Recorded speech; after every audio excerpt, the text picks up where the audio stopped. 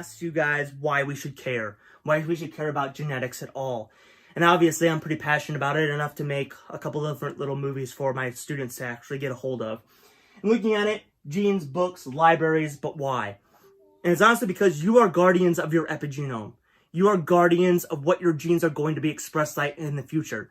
It is up to you.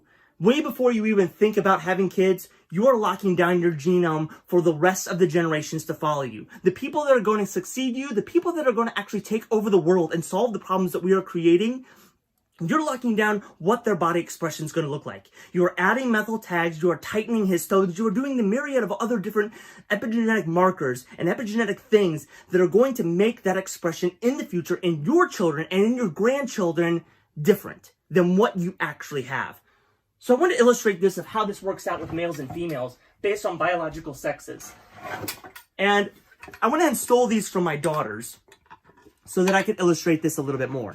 We're just talking about sex right now, not about gender, not gender identity, but in this respect, males and females, as simple as we possibly can. Males, around the time that they are reaching puberty, around middle school, around the time that their testicles are descending, their stem cells are being locked down based on the methylation that their children will eventually have.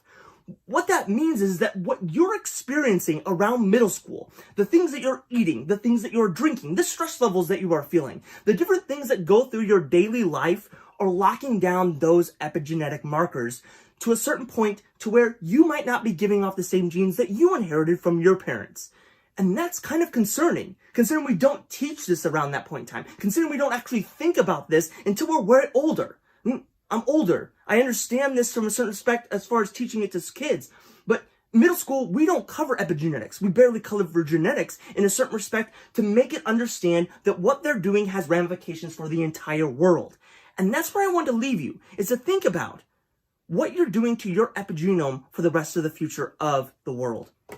We'll talk about Barbie tomorrow.